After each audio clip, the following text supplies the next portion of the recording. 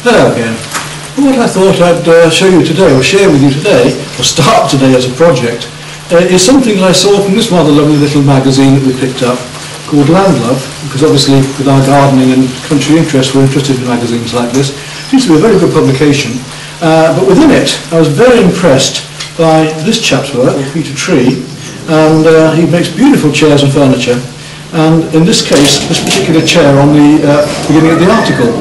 Absolutely gorgeous. So I'm going to base a chair on his design, and my thanks Peter for putting this article in. Love your work. I'm going to base a chair on that design, and I hope I've got enough wood to do it. I've already sketched out a little plan. I'll show you here. So it's a very rough plan just to get an idea of how much wood I'm going to need, and I'm only estimating the sizes. So I don't consider myself to be a fantastic joiner or cabinet maker, but I do like to share what I do, and I'm sure some of you will write in and give us more tips about how you would do this or do it differently or maybe even improve it. But I thought it might just be nice to share it with you as I progress through this project, and we'll see what we finish up with. Some of you might enjoy it enough to have a go yourselves, which is what these videos are about. It's about sharing the skills, it's about sharing the process, it's about sharing learning, and what we can achieve together. Okay, let's have a go at it then. We'll lay the wood out first and just see what we've got, and then if we think we've got enough wood, I'll make a start on this project. I've only got a very basic workshop here, dog, and all my tools lined up on the wall where I can get at them. Just straightforward and simple. You can hear it's raining outside at the moment. Quite a cool day here, very early spring in England. My power tools down below, and various tools for sharpening chainsaws or doing the framing and so on. And a lathe across here which we're going to need for doing the spindles and the legs. So very basic workshop, quite small, just shows what you can do with a small shed like this. Well, the first thing is to make sure we've got enough wood. So that's 4 lengths that I've got, and my width of them they need to be 19 4s into 19, 4 4s, 16, 5 4s are 20. So we're pushing it on width, isn't it? I can get 4 out. 4 4s are 16, 17, 18, 19. I'm going to need one more piece to make that width. So the first thing is to cut these to length and plane them up and put them together to make my basic rectangle for the base, the seat. I'm going to start with the seat because everything's going to go below it or above it, everything's going to centre around it. That's my logic anyway. Mark these are 2 foot lengths. We've got a square edge here, so I'll just take my tri-square and prepare those for cutting. And then just use a jigsaw to cut through. And we'll adjust things as we go along. I found that jigsaw rather small for this heavy wood, so I've gone to a much bigger saw now, and that will do the job more quickly and more easily.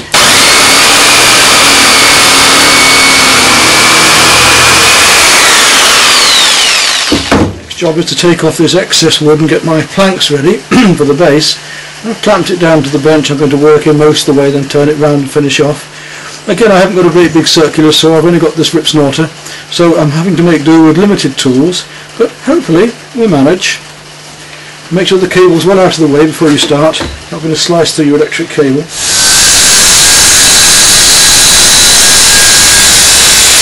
A nice straight cut all the way along there, nice and level. Now I've turned the wood around, we've got the cut to finish off that way.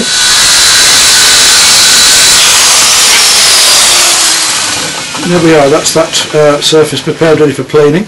Now we've got the 3 others to do. Well, here's those 4 pieces cut, and that makes 17, and I need at least 19. So I'm going to cut another one to 20 because of the planing up, because we're going to obviously lose a little bit on that. So I want another 1, 2, 3 inches, don't I? This off cut out there will do because we're quite short on time, but it's a fraction shorter, but we're going to be doing a curve anyway. I need to lose this edge.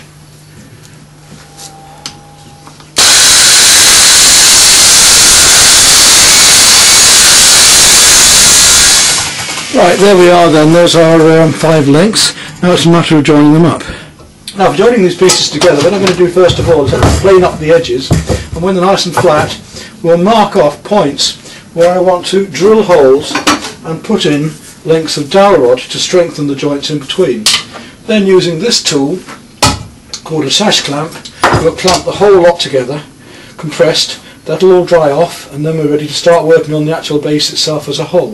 The first tool I'm going to take is my electric planer and plane all of these level.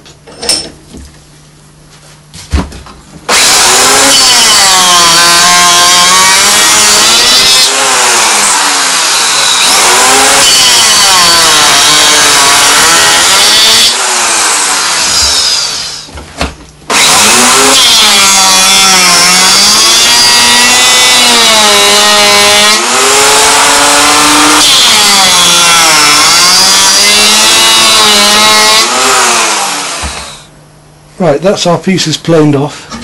I'm going to lay them all out, just clean off the bench. And there we have enough for our base for the seat, nice big and broad. And the rougher edges I've put underneath facing, so the only two rough edges we've got are under the chair and they'll curve upwards. What we've got to do next is mark off where these joints are going to go with the dowel rods. In other words, I'm going to put these little pieces of dowel rod joining all the way across. And I would think that, 4 will be enough on each one. So if I just mark those off, I've got the pieces of wood where I want them now already. And we're going to mark the pieces of wood in order: A, B, B, C, C. So right from the beginning we know which pieces are which. It's easy to get confused in a job like this. One. A bit more taking off that. So as we go along we've got to just check these are all nice and level, but this one looks as if it needs a little bit more off this piece. I'll just plane a little bit more off that before I do anything else to get it perfect.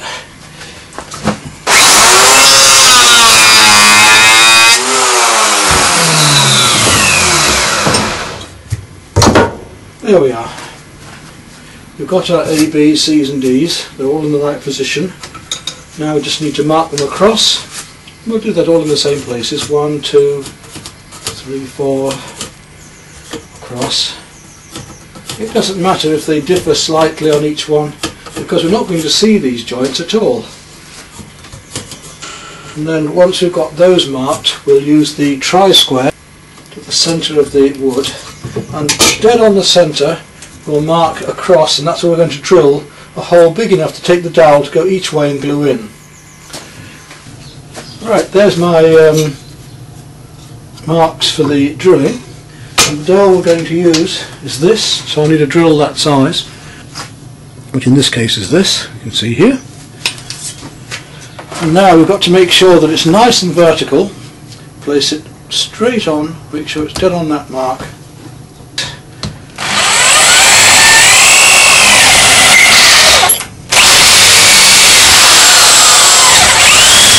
Going in just over an inch.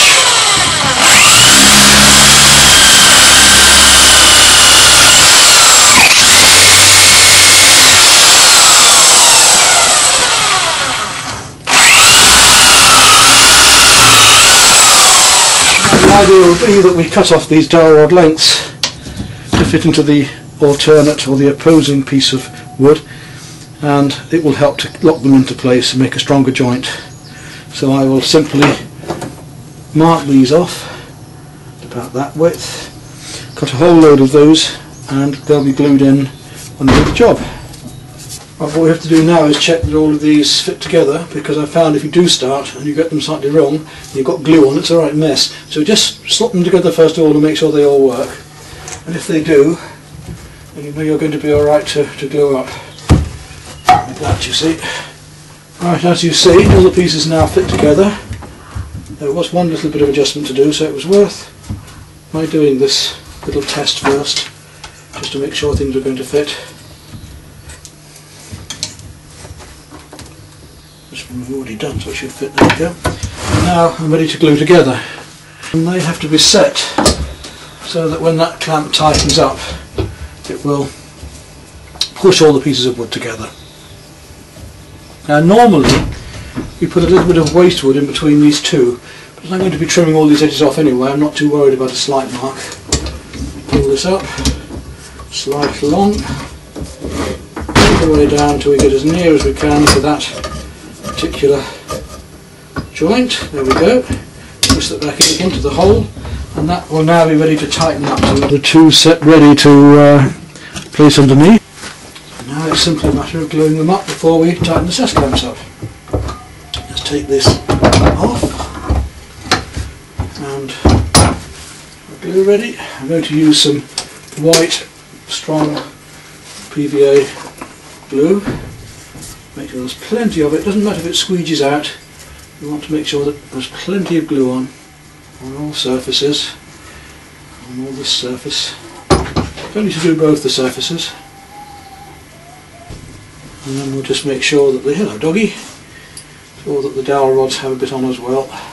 And we do the same with all of the rest of the joints, gradually putting them together. That's now glued ready. We can put this one into that one.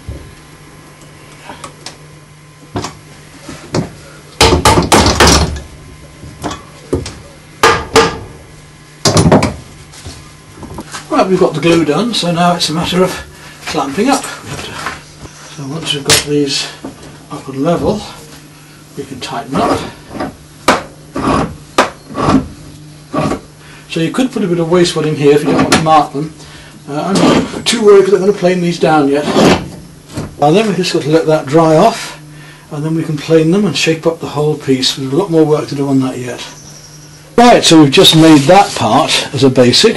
I think now we need to start looking at the arms and the back of the chair here, those pieces, because we want to get the biggest pieces of wood sorted out first. So I need to start looking at my bits of wood and seeing what I've actually got there. Well, yes, we're going to be very short on timber for this. I might have to redesign it slightly, but we need the legs next. They're very important, obviously, and they want to be about 2.5 inches thick. Well, I'm having to think a little bit as I go on.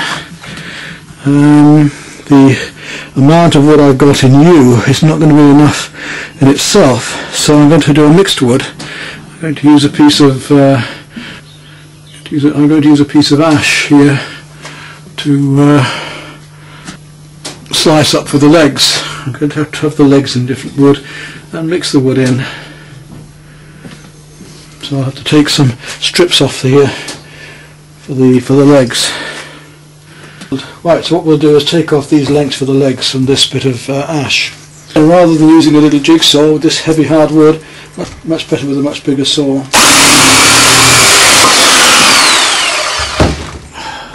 Right, the next job, ready for the lathe for these, to prepare them, is to round them all off the best we can by planing off all the corners.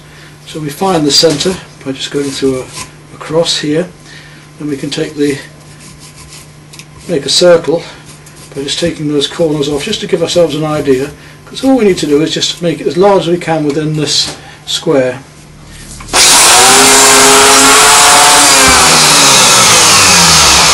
Now if we take that off, you'll see we're rounding off here. Then come all 4 pieces and we're ready to go on the lathe.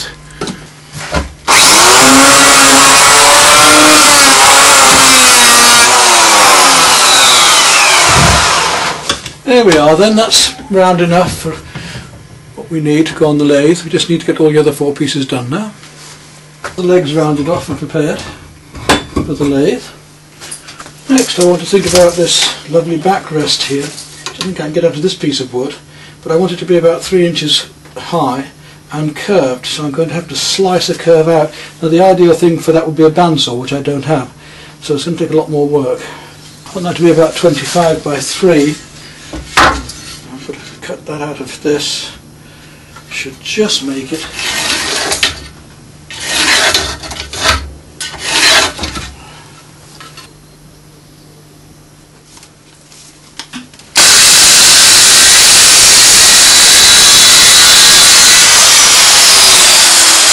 We've sliced that to the right height.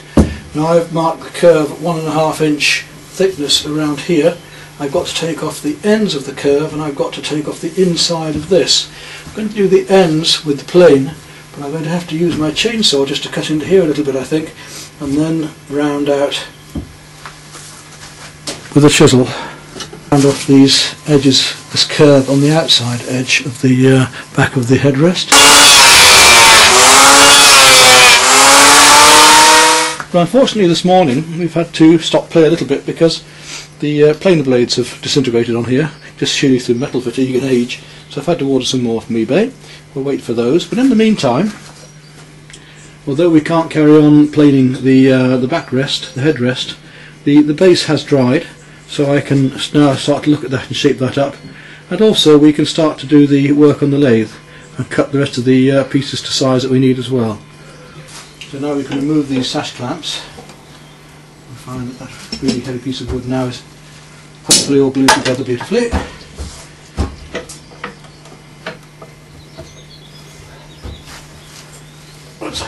It is a heavy piece, it'll do very well for the... So now I have to draw out the shape of this, the base of this seat as I want it, which will be slightly larger at the front and smaller at the back.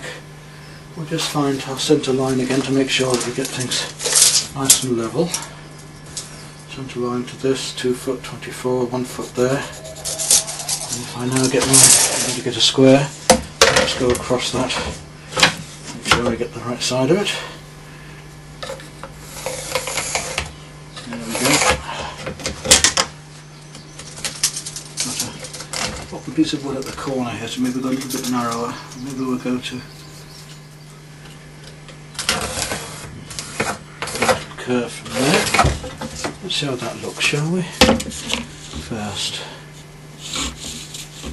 And then a nice curve to about there. Here. So a nice.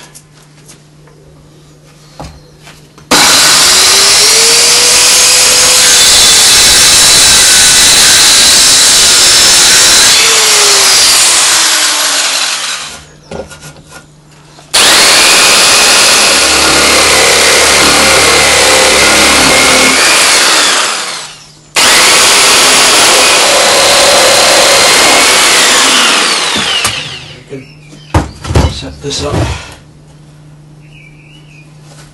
and so that we can work on the rounding of these corners. We can do with a surf form, one of these cheese grating tools if you like. Actually working our way around like that. The next part I'm going to need to cut is the arms and the backrest here, support, which is going to be a fraction wider than the chair, and I've got to cut it in at least 3 pieces. I've got to cut these 2 side arms and the back and the curve. This gives me a nice gentle curve for the back of the chair. That's a nice shape for my back, and it will come in just beyond the width of the back of the chair and outwards. But now we've got to cut this curve out, so although it's only a couple of inches thick, it's very hard. When I'm going to try the small jigsaw, see how it works.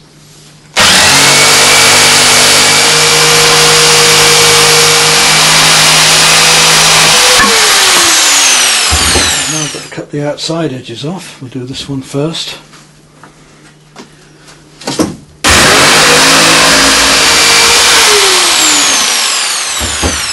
And there we are, the back shape basically cut out. We've got to trim around here and make the edge neater later, but all that will work out. This gives you a better idea of how the back will fit, and the arms will come out in line here. So now I've got to mark up these 2 arms that want to come out here. I've still got plenty of wood left for that. We don't want to waste our wood, so we should be able to get both arms out of this, I'm hoping. The length that we're going to need is just a little bit over at the end here, so give myself a little bit more, say 16 inches. We've got to use the maximum we can because we don't have a lot of wood, and if we do have a few little slightly wavy edges because of it, well, that can't be helped, but it's more rustic that way. I don't want anything too fancy and too fine. Beautiful wood. There we are, we'll just get it out of that then. There's our 2 arms. Now I want to make a couple of pieces to come off here to curve onto there, but also from here I can make the 10-inch backrests. I've got plenty of room there to do that. But to do it I'm going to have to slice lengthways along here, which is going to take a little bit of doing. And that wants to be about 3 inches wide. Right, here's the length of my back panels, the vertical ones, the 10-inch ones, which I'm going to have to try and slice in half in a moment. First of all, I just want to cut these curves out. So to do that I'm going to cut along here with my jigsaw first and then around. So therefore these parts here will now be the outer edges to go on the rounder parts of the arm.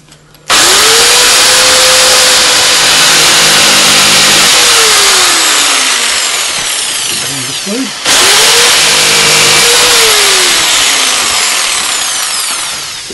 And there we are, there's one half of the arm that's going to come out at the end to give the curve. Now I've got quite a difficult part because I've got to slice right the way along this both ways. I don't have a great big bandsaw, I've only got my rib snorter, so that I've got the thin panels for the back.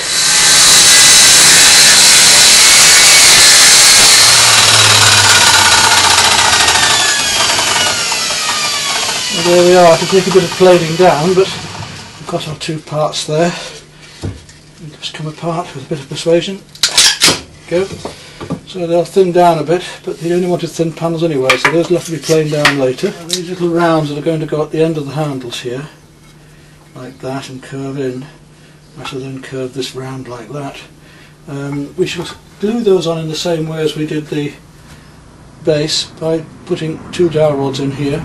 Before I do that, I'm just going to cut a curve out of here and then do the same on this side, using that as a template. Curve. This rather nice shape. Next I just have to mark off where those dowel rods are going to go inside to give it the strength when I join up the piece yet, the chair yet, and then we'll glue it all up in one go and bit by bit and leave that to dry. My electric planer has failed at the moment, so I've got to use my hand planes.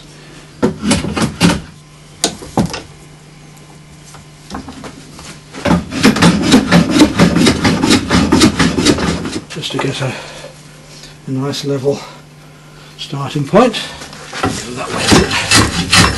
There we go. And have this way. Check that. Yes, that's okay. And we've got to bring across these marks from the... And we don't want to drill too deep. We've only got to go about ½ an inch into there.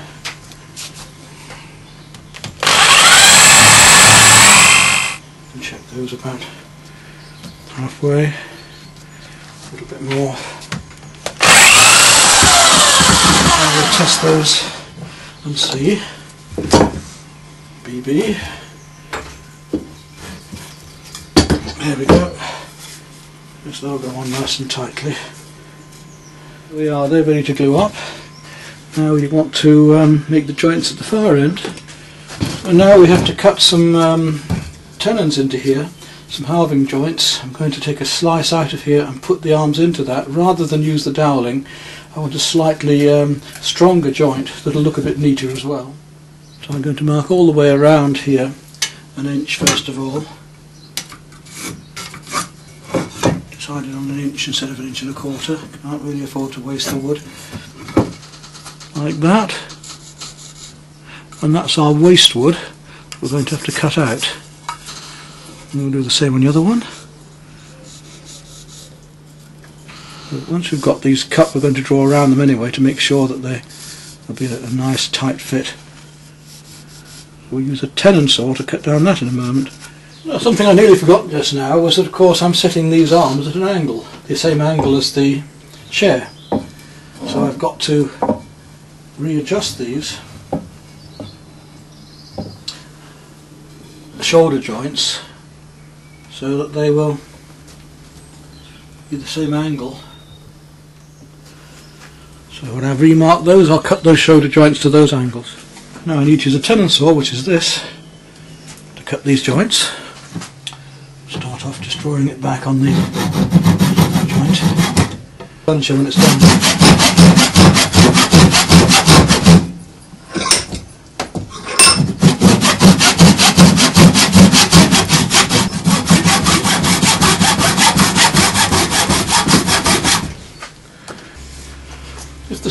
If the saw sticks a little bit, just put a little bit of oil down it. Don't want too much because you don't want the wood to soak it up too much and stop the glue, but it does help the saw not to stick. So now I've got to cut the shoulders by cutting across at that angle.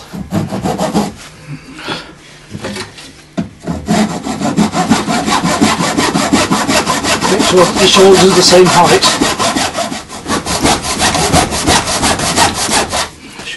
There we go. Just make sure it's nice and neat.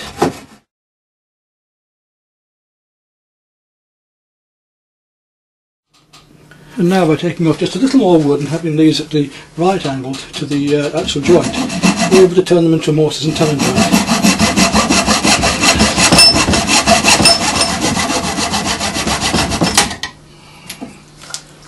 There we go. Two male tenons ready for the female mortises. First thing to do is to drill down to the depth of my tenons.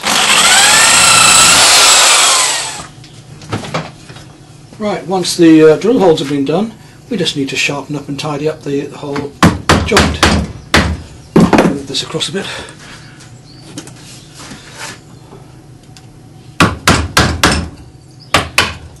Of course, this joint is a hidden tenon anyway, so we're not going to actually see any of it. Have it right, our tenon should just fit into there as neatly as that.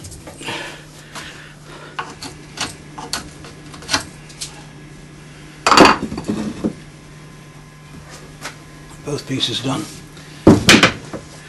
Glue up these arms and put those side pieces on. In this case I'm going to use a twin bond adhesive, not the white one. I want a little bit more strength. You can see how that clamp works and how the screw holds it here in place to push in that direction. Next I've just got to glue it. And that's now fully glued together, so I'll just let it set. Well, there we are, there's the base made and the arms. What to do is plane them and shape them, and the same with this. We've got to take a lot out of here yet in carving and shape it all up, but I want to plane the outside first. I've got to wait for the plane blades. I want to level it off, plane around the edges, get the shape just right. Then I've got to start taking out where the legs go, here, and the bottom, right to the back. Moving on to what's left of the wood, I've only got 3 pieces left. I've got these arms to do here. I want those to be about 16 inches long because these are 10 at the back. So I'm going to have to try and get 2 out of this if I can, and then everything else has to be used for spindles, and whatever I can't get out of the wood I'm going to have to use with the ash.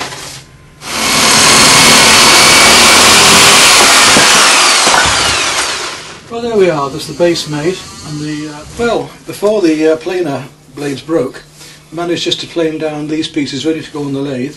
What I've got to do now is cut one line across here with the saw just to make a mark, ready to take this part of the lathe, and the other part will go onto the pointy end here, just be tapped on. I'm going to show you how they set the lathe up. So I just have to cut across this line here first of all, just enough that the blade can get a grip. Now we've got to set all of this up so that that bit of wood goes onto here, this slides up to there. At the moment it's completely undone. Put the slot across, I use a hammer. Now right, that's now locked up. Now I have to turn this until it's tight on there and move this out to start off with about here, making sure that that doesn't touch it at all. Lock up that one. This is for our tools to go on. And let's take a look at the tools we've got up here. Important piece of equipment, the goggles, which you should always wear, or glasses if you wish.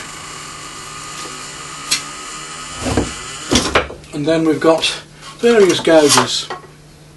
So all of these different blades for different purposes on the lathe. First thing I'm going to do is put a little bit of oil. Just put a little bit of oil on the end here, just while the lathe gets going, to stop the wood from burning. I'm going to need a pair of calipers as well to check the width of this, because every of the 4 legs has to be the same. We're going to make a leg out of this piece. So we've tied it on, now it's going to tighten up. It's nice and tight here. While we can drying on this, top like this, and here, so our chest, and gently touch the edge. The first part is to rough this up into a cylinder all the way along, none of these flat edges, and then we can start to shape and form the leg and make them all the same afterwards.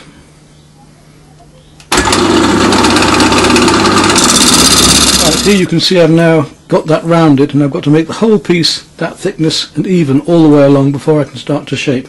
Now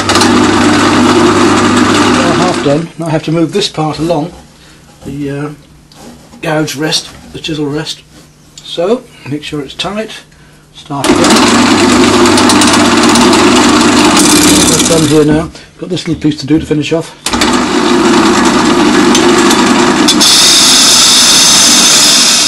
Our next part is to start making the shape of these legs, and you can see we've got a leg like that. We've got to mark off just where these thick and thin pieces are going to be, the heights that we're going to want.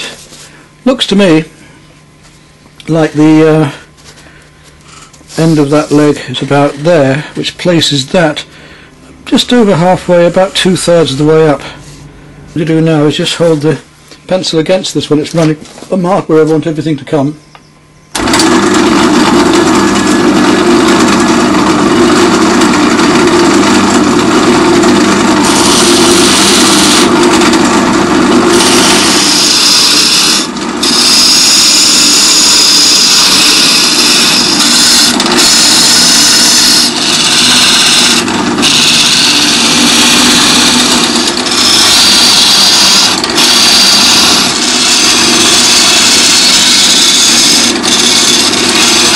I have to leave a spigot, I have to leave like a round 10 to go into the hole into the bottom of the seat. This is the foot of the leg, that's where the support's going to come out. I'm going to make exactly the same one 3 times over, but I do have to leave about an inch here to go into the chair.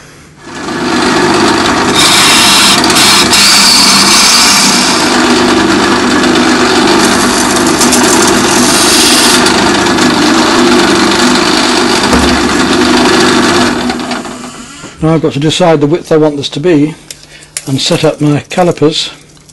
Let's say it's 1.5 inches, it would be that. This is my largest drill, and if I make the calipers to that, all I've got to do is make sure that this is about to that same size.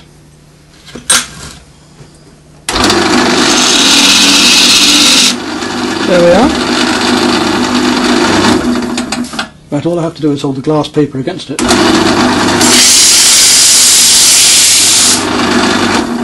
As you can see, it sands it very nicely. So we just have to make 3 more of those. Well, here's all the legs made, all the same size, almost exactly the same shape as we need. Now we've got to go on to the rest of the chair. When we're having to cut off larger pieces of wood, the chainsaw.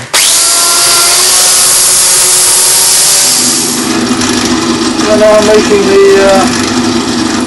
U-struts. The chair, I'm just measuring up the calipers, actually more up there.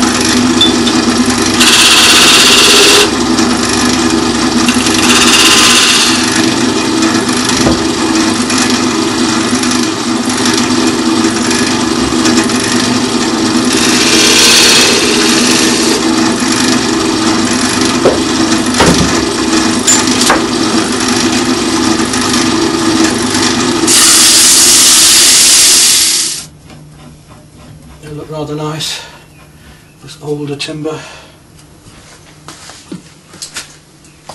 Well, the planer blades have now arrived, so I can refit that and get on with planing off these legs and arms that I need to finish off. Right, now the planer's working again. The first thing I want to do is the arms and the back of the chair here, get those levelled off and rounded up, and we'll start to almost finish every single part of the chair before we assemble it. Once we've got the basic planing done, we've got to start the shaping, so the surf on is very useful for that.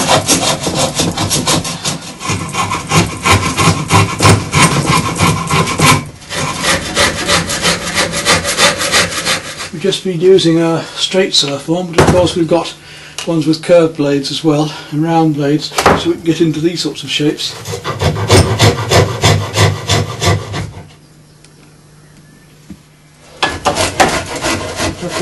I finished rounding up the handles to the seat. Now I've just been shaping up the back headrest. I've got to go on the inside edge now. Just to help myself, I've taken the chainsaw and cut all the way along in little strips. I've only got to cut those blocks out. Now whilst doing that, as I discovered, as I thought, we've got the bark going right through this piece of wood here, so I'm going to have to use a fair amount of twin mix resin glue and stick that back on again, let it dry.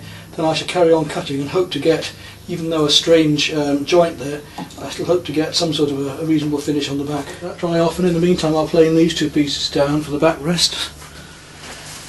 Well, the seat of the chair has now had its basic preparation, rounded and flattened off and beveled. and I've also put a bevel across the bottom front. I've marked out where I want the leg shapes to go, the cheeks of the bum here, so I'm going to use my chainsaw now just to slice in to the depth I want, and then I'll be gouging it out later, bit by bit.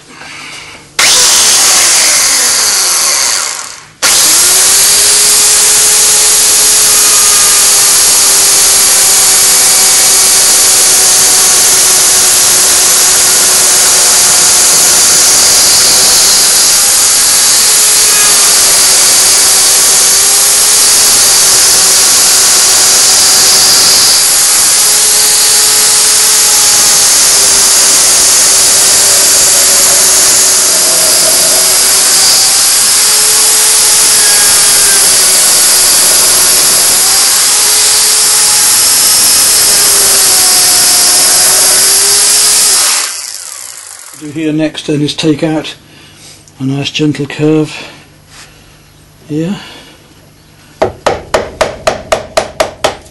and meet up with those saw marks. Lower at the front edge.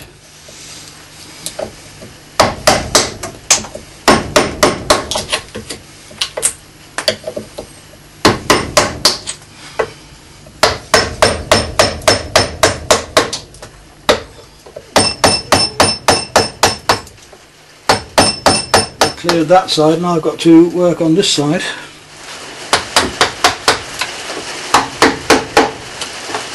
You see, we've nearly finished the forming of it. Just got to watch the grain here because it goes into reverse in a couple of places.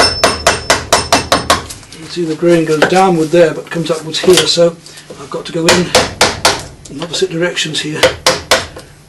More basic roughing up of that. Going to brush off, you can see it. Now it's just a matter of getting in there with a file and getting it really smooth.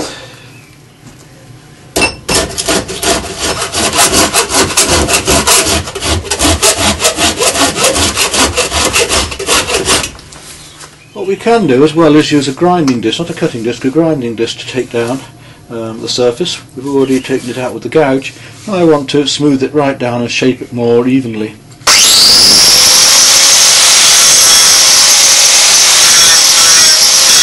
As smooth as I'm going to get it doing it that way. I just want to finish off with the vibrating sander now, and bring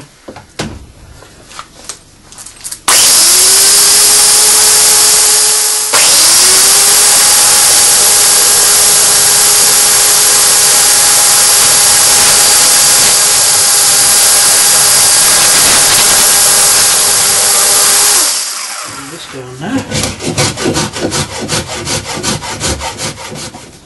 Well, there's the back of the chair, the top rail complete as much as I want to do it.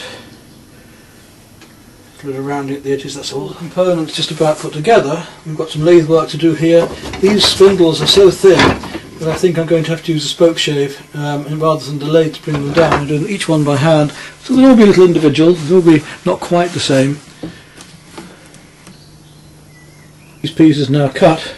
We've only got these ones to finish off on the lathe and spoke shave, so I'll get back on the lathe now to do the rest of the turning before the spoke shaving, and then we put the thing together. And of course we've got to sand it and finish it.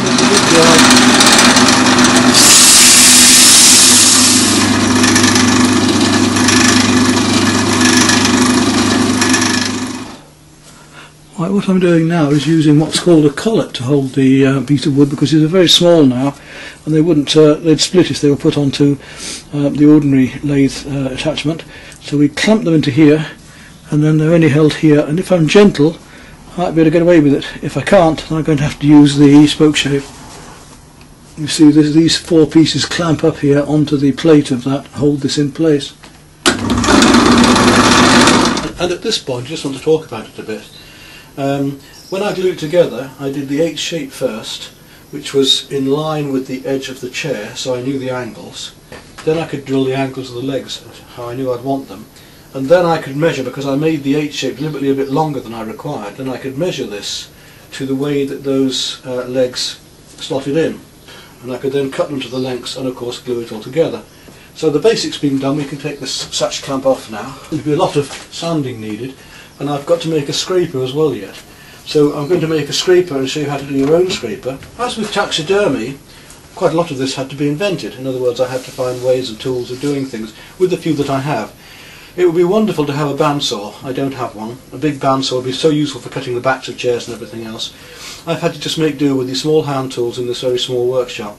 And also, with the difficulties I have physically, because of my arthritis now and damaged back, it's been quite painful doing this piece of work. Recently you may have seen a film of mine where I've actually taken my open water diving certificate. I was very proud to have done that. It may be I never dive again. It's quite possible I won't make a piece of woodwork like this again, because with age and with difficulties it just gets a bit much for me. So if I can do it, you can, is what I'm saying. And I've had to invent ways and make ways as much as possible to save myself from too much pain, or being able to actually be able to do this physically. Because using chisels now, using my arms to saw and so on, leaves me with quite a lot of difficulties afterwards. Last night was difficult to sleep because of the amount of pain in my arms and shoulders. And also I can't stand for very long either, so having to stand in the workshop for even 10-15 minutes and do a piece of work is difficult. So I need a stool in here at times to work on. So it's horses for courses. I'm pleased to show you how I achieve this. It's nice to share something when you do it. It's been another little adventure doing something like this, and I haven't finished yet. But it's been nice to invent ways of doing things as I've gone along.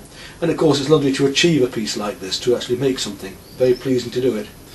So I hope that what I've shown you will have given you some incentive to say, well, if he can do it, we can. And to use up old scraps of wood, as I've got here, a pile of wood that I took in from a painting that somebody couldn't fully pay for, and do something with them. As I say again, I don't pretend to be a professional woodworker, fantastic in that way. I just use the skills that I have and share them with you to make something that's rather fun, rather quaint, rather quirky. And in fact the most quirky part later is going to be these rods for the back, these spindles for the back, because I shan't be able to put these on the lathe now. I've discovered they're so brittle and so fine that they just snap off when I'm trying to turn them. So I'm going to have to invent a way to do these yet, and I haven't decided which, whether I use a spoke shave or whether I find better still an electric tool because of the difficulties I have with my movement. But you know, if we give up to such things, then we just wouldn't do anything, would we? So we have to keep going as much as possible.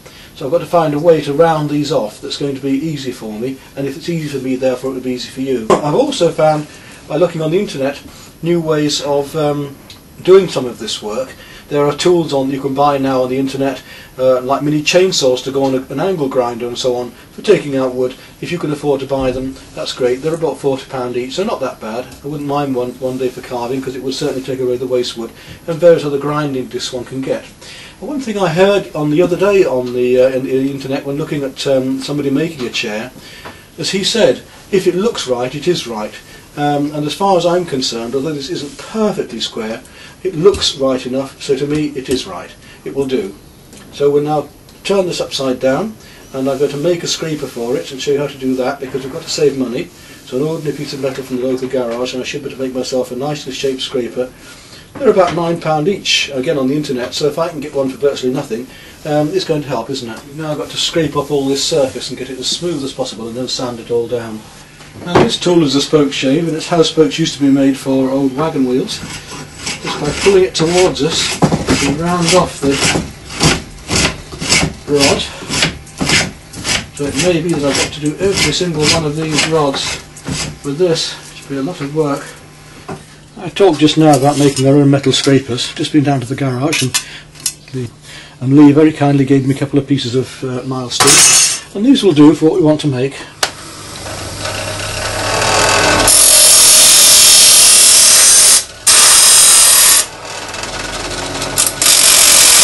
Right, well there we are then. That's given me a scraper with a flat side and rounded corners and a long rounded edge there. And because I've ground it that way, this edge has become burred, and that burr is going to be a nice scraper. And the whole idea of the scraper is that we can now scrape downwards like this, press the wood down the grain. You see all the scrapings that are coming up here now. And get this, use both hands, get this right down.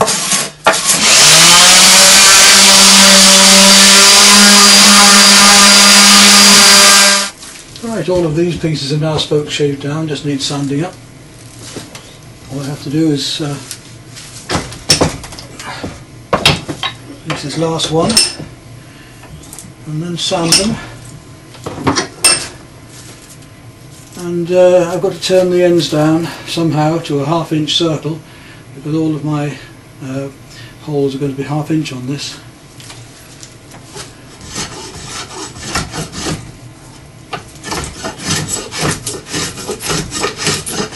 Well, we're now working between the neck rest, the headrest, and the armrest now, and I've marked off on here and drilled pilot holes for where the actual spokes are going to go, spindles, and the same on here above. And I've just got to cut this piece of wood which goes down the centre now, and they're going to be a simple mortise and tenon, so I'll just cut in along there. There you see, simple shoulders and the tenon.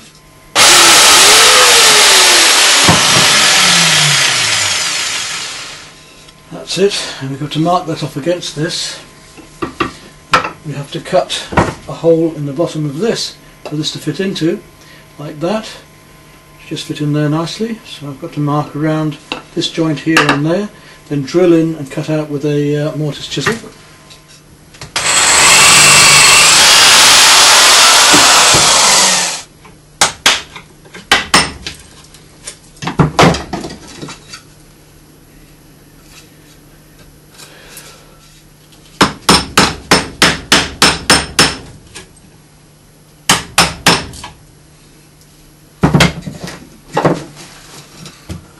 Well, unfortunately we lost a little bit of film. I don't know what went on with the camera, but we've lost making these parts and in between. Since then I finished off making these back pieces, panels, and cut out the designs from them, got the mortises and tenons ready.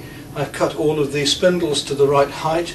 I've just got to take these ends down now to fit into the top rail, and the top rail is here. It's all been ready, drilled, jointed for the pieces to go on. So hopefully they'll all fit when I do. And I've got it at a very slight angle there, going upwards, not just level but slightly upwards. And also this piece is now completed. You can see the back rail, and you can see the design I've done for the back panel there as well, and that's all ready and fits onto that top handrail.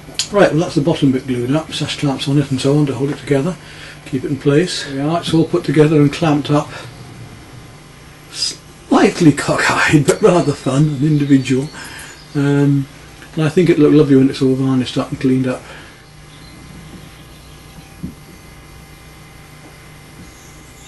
So that's going to be the next job, to finish off the sanding, sealing coats, and then succeeding coats after that.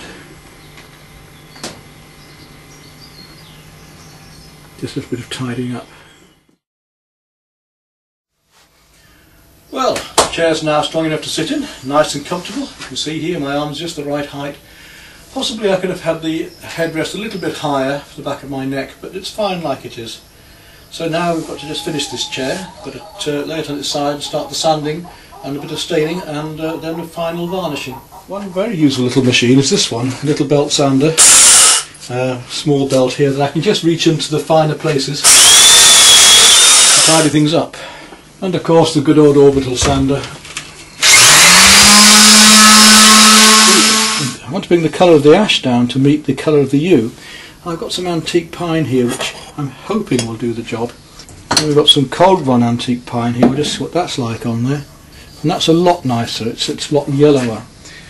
So it just shows you how much difference there is between the two there, look. Right, the next thing it's going to need is a sealing coat, or one thin coat of clear polyurethane all the way over it.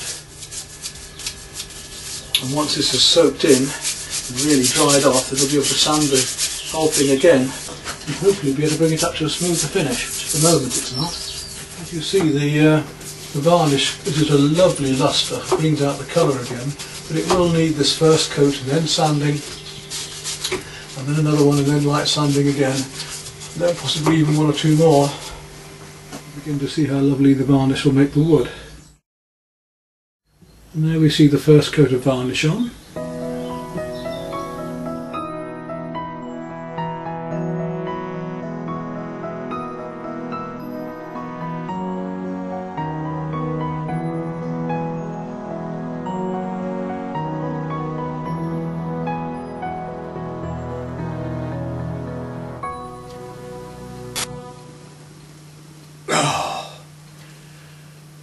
here we are. Make your bed and lie in it, make your chair and sit in it. It's completed, as I say, not perfect, not a fine cabinet maker's piece, but I'm quite proud of it, quite pleased with it, and it might just give some of you an idea what you can do with some of that old timber lying around, if you've got a lathe to spare. Of course, I mean, a lot of this I haven't done with the lathe. I've had to do it just by spoke shave because it was too thin or the wood was too brittle. But I hope you've enjoyed watching this. It's a very useful chair for me now because it's so much higher up. I have a job getting in and out of these other chairs these days. So for guests that have mobility difficulties and for myself, this one is going to be very useful in the future. So we have to look to our futures, don't we, as well as enjoying ourselves making things with all the difficulties we have. So maybe it will inspire you to do something like it. Yeah, I can get out of this one a lot better because it's a lot higher up.